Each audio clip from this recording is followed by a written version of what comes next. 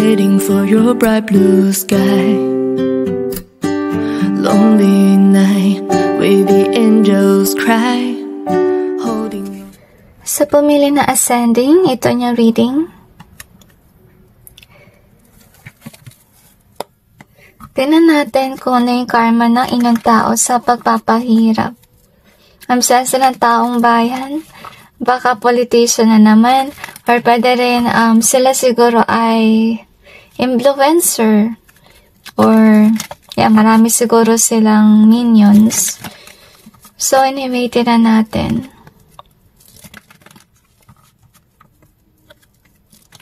I'm sensing panaginip.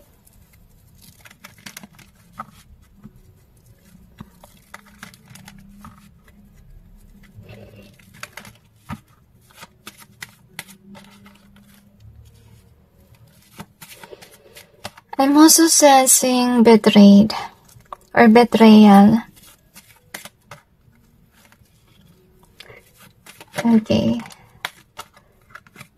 Kung sino man siya, malaki yung kanyang kasalanan sa mga tao. Kasi nasense ko yung energy na mayroon siyang tinatakasan. Huwag mong i-base sa ascending, tinan mo na lang yun nasa picture, okay? Ibig sabihin lang nun, baka kasi may nagawa siyang krimen. Maybe it's kinda like a past thing, okay? At saka, etong taon na to, meron siyang grupo ng mga tao na nagtatry i-hide yung kanyang krimen. And maybe you're wondering kung makakamit mo pa ba yung hustisya for maybe sa nabiktima niya or maybe for you. Okay, and anyway. Okay, so yung clue nila, iba sa kanila guys, ay politician talaga na sa sense ko. Or somebody who do have money. Okay, or nasa high position. At saka I really feel here na yung iniisip nyo ay napaka-imposible na magkaroon kayo ng hustisya kasi kung sino man yung against sa matikotis. Yung tao ito, talaga marami din siyang connections, hindi lang pera. Ngayon, i-clarify natin yung cards.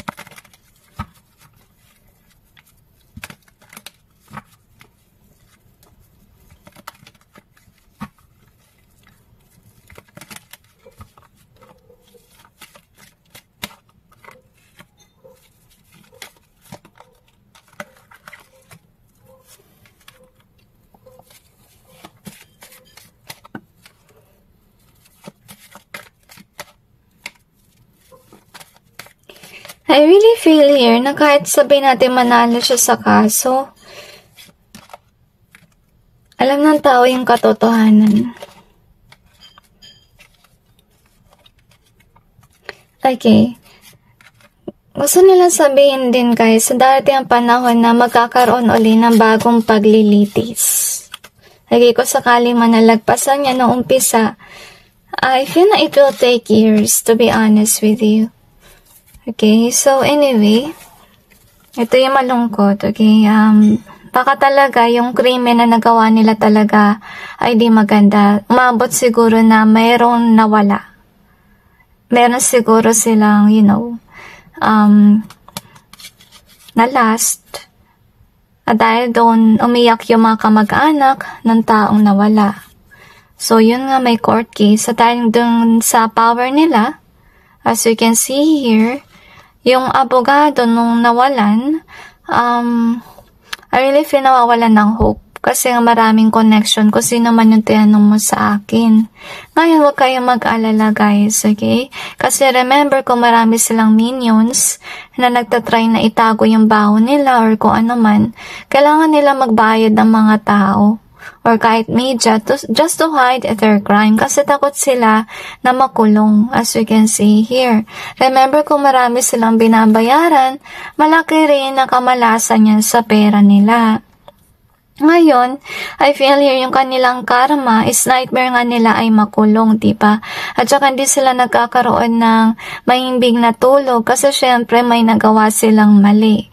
Ngayon, isa sa kanilang karma, kung sakali man, malungkot guys, kung sakali man yung biniktima nila ay, may karelasyon, okay, at dahil nga may ginawa silang kalokohan, syempre, nalungkot yung partner. nung kanilang biniktima na pinadown, diba? So, yung karma nila with regards sa relationship, may third party sa connection nila. Okay? Para mawawala yung kanilang lover kasi yun yung ginawa nila sa nabiktima nila na tinanggalan niya ng partner kasi dinown nila, diba?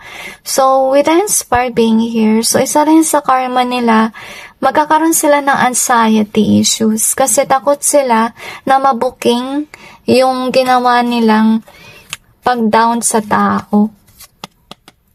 So, you can see there. Yun nga, parang gusto nilang tumakas sa krimen na ginawa nila. So, I feel na yan talaga yung main na theme ng reading mo. Na dahil nga sa pagtatakas nila, maraming connections, marami silang dapat bayaran, and so on. So, amalasin sila sa pera. Okay? Kasi, itong taon na to marami siyang pera. Pero dahil nga nagtatago siya ng krimen, mangyayari sa kanya is mawawala yung mga matikutis, yung mga expensive na bagay niya. Kailangan niyang ibenta. Okay, para lang magkaroon ng pera uli at mabayaran yung mga tao na nag-work for him or yung connections. Okay? And let's see, pati abogado syempre kasi meron ng kaso. So, yung kanyang karma, as I told you, walang relationship. Kasi first of all, nalungkot yung tao na nawalan ng partner dahil sa kaagawan nila. Dahil nga may ginawa silang malungkot, di ka nice na bagay, na krimen. Okay, yeah, may na-down sila. Hindi ko lang mabanggit kasi baka, di okay na word yun sa YouTube. So anyway, with regards to this one, so yung kanilang karma din guys, na meron nga silang mga impluensya. Pero yung impluensya na yun, may time lang. As we can see here, syempre kailangan nilang bayaran para manatili sila sa trono. So, it's a never-ending cycle na mabayaran nila para pagtakpan. At saka, darating ang panahon, nawalan sila ng pera. Mawawala lahat ng balon na yan. Kasi yung balon na yan, maybe representation yan ng mga pera. Ibibahagi nila yan sa mga nag-work for them to hide their crime. But whether they like it or not, babagsak din sila. Kasi first of all, meron silang di magandang nagawa. At kailangan din ng hustisya kung sino man ang biniktima nila. At saka if na maiyak sila, kasi, paubos yung yaman. Siguro dati, masaya sila, may pera sila and everything. Pero simula kasi nang may pinawian sila na buhay, nangyari is yun na. Nagkalagot-lagot na yung buhay nila. Kailangan nila magbayad ng malaki. Para pagtakpan lang, kailangan nila mag-hire ng mga media, kung ano man, magtakip lang. So, I feel na yan. Dahil nga nawalan ng pera, mawawalan sila ng influence. So, anyway, we have this card, Transcending Obstacles, Learning Expansion, New Phase, and Preparing for Union. So, I'm sensing malungkot guys, okay? Kasi nakita natin, preparing for union. Yung ibang biniktima nila, baka kasi ikakasal na yan, okay? Or kaya, pero silang partner talaga. So, dahil dito, kaya nagkalagot yung kanilang love life. Okay, pati yung kanilang lover mawawala din. Isa rin dito guys, okay? Yung obstacles na yan, so yung hadlang kasi dito yung pera nila para makamit yung hustisya. So, yun yung aalisin ng Panginoon sa taong ito. Mawawala yung kanyang yaman, pati yung mga materialistic na bagay niya, mawawala din. So, yun nga, maghihirap siya, diba? So, isa yun sa kanyang karma. And whether they like it or not, may potential na makulong siya. Pag sa oras na nawala na siya ng power, okay? So, we have this one here. So, isa sa kanyang karma, maraming galit sa kanya. Sinusundan siya ng evil eye. Evil eye kasi negative energies yan or emotions sa mga tao sa paligid. Can be jealousy, anger, etc. So, anyway, dahil nga maraming galit sa kanya, dahil may nagawa siyang krimen, hahabulin siya ng kamalasan. So, you also have the impact here in reverse. So, mawawalan na siya ng impact sa mga tao sa paligid kasi mawawalan siya ng pera. Okay, pinasakalan siya tinitingala pag may pera siya, pero mawawala kasi yung kanyang trono or yung kanyang power. So, may susi dito. So, maybe yung mga evidences na yan or pwede rin kasi na yun nga, iniiwasan niya na magkaroon ng hustisya yung tao. But yet, with the camera being here, okay? Whether they like it or not, there is evidences against them. May mga tao nagtago ng CCTV, can be, or pwede rin mga larawan, mga ebidensya. And yeah, with this one, hindi sila matatahimik, guys. Okay? Kasi first of all, meron silang trinabaho, tinanggalan ng buhay, okay? So, hindi sila matatahimik. Kasi ganun din yung ginawa niya sa pamilya nung nawalan, kahit sa partner nun. Okay? At we got a treasure here. And we have this one. So, yun nga yung karma nila. Tago sila ng tago. Sa oras na mawala na sila ng pera. I feel the police are everywhere is what I sense. Okay? So, tingnan pa natin kung ano pang meron.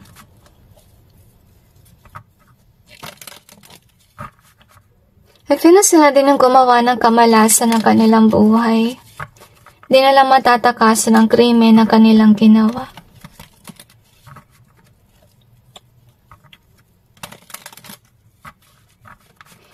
And I'm also sensing confidential documents is what I sense. So, baka may mga lumabas na ebidensya, biglaan. Okay, parang gusto nyo kasi yung bayaran na media kung ano yung karma. Pero sa ngayon, parang wala na banggit sa any files. Okay, baka in some other time, bigyan nila tayo ng clue, okay? So, yung kanyang karma, yun nga, may lalabas ang katotohanan about sa nagawa niya noong past. Napapaligiran siya ng mga ahas or mga taong salbahe na hindi mapagmahal sa kanya. So, syempre, baka kasi hindi na niya nababayaran yung mga taong to at saka first of all, masama yung ugali ng kanyang minion. Kasi syempre, sila yung tipong taong nababayaran para magsinungaling.